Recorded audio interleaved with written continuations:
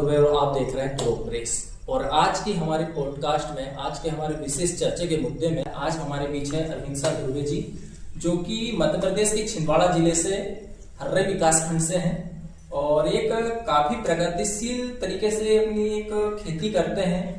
और इनका जो खेती है मशरूम की खेती। जी हाँ, मशरूम की खेती सुनने में थोड़ा अजीब लग सकता है, कई लोगों के सामने ये एक नया शब्द होगा और कुछ लोग वैसे परिपक्व होंगे, पर फिर भी कहीं ना कहीं एक अंदेशा रहता है कि भाई मशरूम की खेती हम किस प्रकार से कर सकते हैं और क्या फायदा रहते हैं, क्या करना उचित रहेगा या नहीं रहेगा।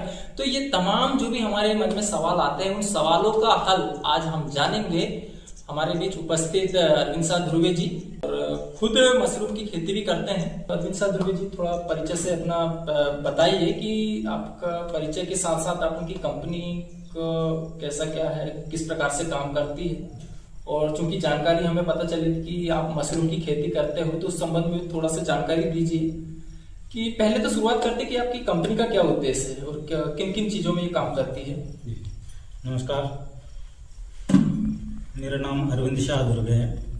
मेरी कंपनी का नाम SSD agro integration private limited है, जो अभी न्यू हमने रजिस्टर्ड करवाई है। जी, क्या है, एक्चुअली खेती तो हम बहुत दिनों से कर रहे हैं जी, पर उसे कमर्शियल तरीके से करने के लिए हमने उसे प्राइवेट लिमिटेड में कन्वर्ट कर दिया है। जी, क्योंकि अभी तक हम जो कर रहे थे ट्रेडिशनल खेती कर रहे थे, पारंपरिक खेती कर रहे थे, पर जो लगा रहे थे सिर्फ उतना ही निकल पा रहा था हमारे पास। तो उसको हमने देखते हुए, प्रॉब्लम को देखते हुए हमने एक कमर्शियल खेती की तरफ मोड़ा। जी, तो हमने एक प्राइवेट लिमिटेड कंपनी रजिस्टर्ड करवाई है जी, जिसका नाम है SSD agro integration private limited. तो ये SSD एग्रो इंटीग्रेशन इसलिए कि इंटीग्रेटेड मॉडल पे हम काम कर रहे हैं।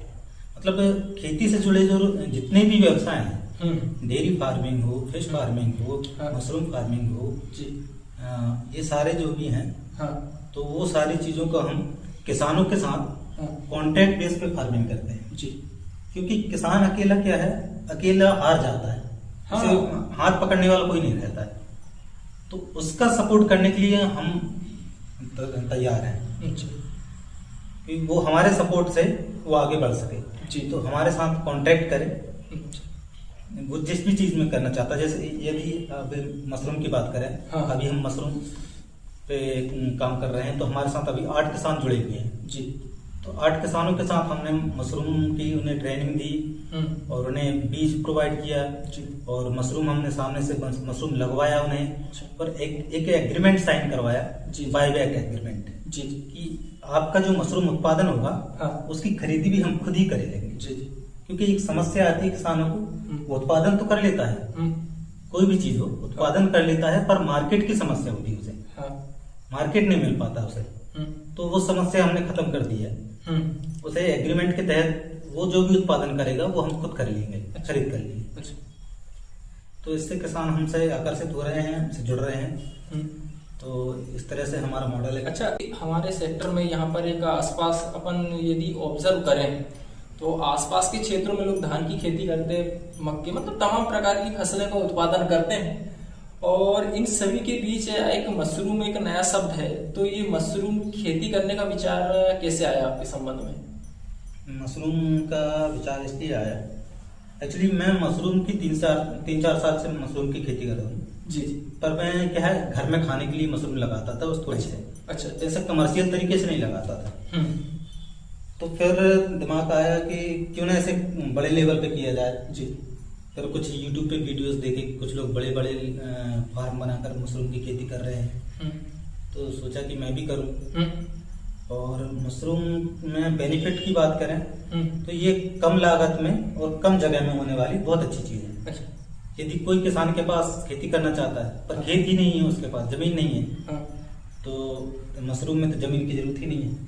घर के एक छोटे से कमरे से खेती कर सकता है और कम इन्वेस्टमेंट में। जैसे आपने कहा धान, मक्का, गेहूं में 50,000 1 लाख रुपए लागत लगाते हैं। इधर आपको 500 रुपए, 1000 रुपए में आप शुरुआत कर सकते हैं अपनी मशरूम की। तो ये कम लागत में अच्छा प्रॉफिट देने वाली फसल है और इसमें समय भी कम लगता है, एक महीने की फसल है। बाकी दूसरी फसलों की जैसे 3-4 महीने इसमें लगता नहीं है, 1 महीने की फसल है। जब मशरूम की खेती यदि करना चाहें तो इसका बीज आता है या कुछ पौधे आते हैं, या मतलब क्या क्या मिलाया जाता है, मतलब किन किन साधनों के उपयोग से अपन खेती कर सकते हैं? जी देखिए, मशरूम पहले आपको मैं मशरूम के प्रकार बता देता हूँ। जी एक्चुअली क्या है, मशरूम अभी हमने जो शुरुआत की है जी ऑयस्टर मशरूम से। हाँ ऑयस्टर मशरूम ये सब जो भी नया बंदा जो भी है हाँ। वो शुरुआत इसी से शुरुआत करता है, अच्छा उसके बाद आगे बढ़ता है। अच्छा। क्योंकि ये सबसे सस्ती और सरल है। गेहूं के भूसे या धान के भूसे में इसको लगाया जाता है। हाँ। और बीज 150-200 रुपए के आसपास इसका आता है, कहीं 150 रुपए, कभी 180, कभी 100, कभी 200, इसके आसपास इसका बीज आता है। और वो बीज नहीं रहता है, मशरूम एक प्रकार का फंगस है। हाँ। तो फंगस को क्या है, गेहूं के दाने में वो लैब में तैयार किया जाता है। अच्छा। तो वो हम बाहर से बुलवाते हैं, अलग अलग जगह से हमारे कांटेक्ट हैं, तो वहां से हम बुलवाते हैं।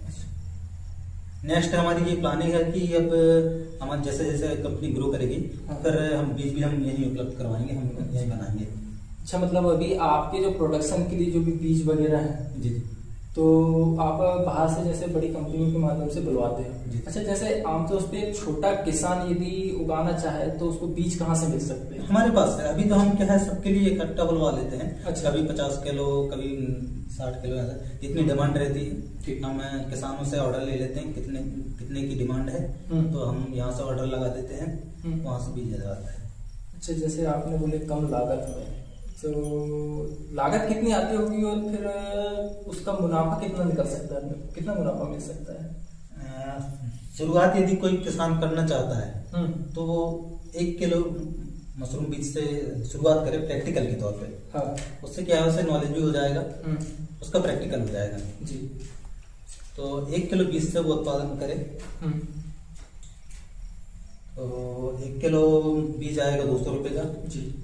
उसमें लगने वाले केमिकल जो है, केमिकल तो नहीं कहना चाहिए, वो क्या है, भूसा क्रिस्टलाइज करने के लिए लाया जाता है। बोविस्टीन और फार्मिलिन, ये 2 प्रकार के वो केमिकल हैं जिन्हें भूसा में डाल के उसे रात भर के लिए भिगोया जाता है। अच्छा। जिससे भूसा स्टेरलाइज हो जाता है। क्या भूसा में ऑलरेडी कोई फंगस बैक्टीरिया तो नहीं है, वो उससे हट जाता है। हाँ, उन चीज का खात्मा कर देते होंगे। हाँ, पर भूसा को दूसरे दिन हम निकाल लेते हैं, थोड़ी देर धूप में सुखा लेते हैं भूसा को। फिर मशरूम का जो बीज हमने बुलवाया है वो पन्नी के जो बैग हमने पन्नी के बैग, तो उनमें भूसा को भर के तो जो बीज है उसको मिला के अच्छे से मिला के और भूसा भर के उसे टाइट बांध देते हैं। और उसमें पन्नी में क्या है 10-12 तो छेद बना देते हैं अच्छे से। अच्छा अच्छा। तो जो स्पॉन है, बीज हमने बुलवाया है, वो अच्छे से पूरे में 15 से 20 दिन के अंदर पूरे पन्नी में फैल जाता है। अच्छा। और वो छेद जो हमने बनाए थे वो छेद से बाहर निकल जाता है मशरूम के रूप में। अच्छा। ये पूरी प्रोसेस है इसकी, 1 महीने की प्रोसेस है। अच्छा, मतलब जैसे आपसे जुड़े जो किसान यदि उत्पादन करते हैं तो डायरेक्ट आप उनसे परचेस कर लेते हैं। हाँ। मतलब उनको ज्यादा भटकने की कहीं भटकने की जरूरत नहीं है, उनसे हम खुद ले लेंगे। और एक जो उसका जो तय कीमत है, फिक्स्ड जो कीमत है वो आप उनको प्रोवाइड कर देते हो और डायरेक्ट उनके पास से ले लेते हो, ज्यादा उनके इधर उधर भटकने की जरूरत ना पड़े। अच्छा, तो जैसे उनको एक टीम भी मिलती होगी जैसे कंसल्ट करने के लिए, ट्रेन करने के लिए? नहीं, हमारे पास टीम है बकायदा। हाँ। पूरी तरीके से उनको ट्रेन किया जाता है। अच्छा। सामने से लगवाया जाता है। अच्छा। फर्स्ट बार जो प्रैक्टिकल के तौर पे यदि वो लगाते हैं तो उन्हें सामने से हम सारी चीजें लगवाते हैं। अच्छा। पूरा नॉलेज दिया जाता है, पूरा गाइडेंस दिया जाता है उन्हें, और लास्ट तक हम हैंड होल्डिंग सपोर्ट देते हैं उन्हें।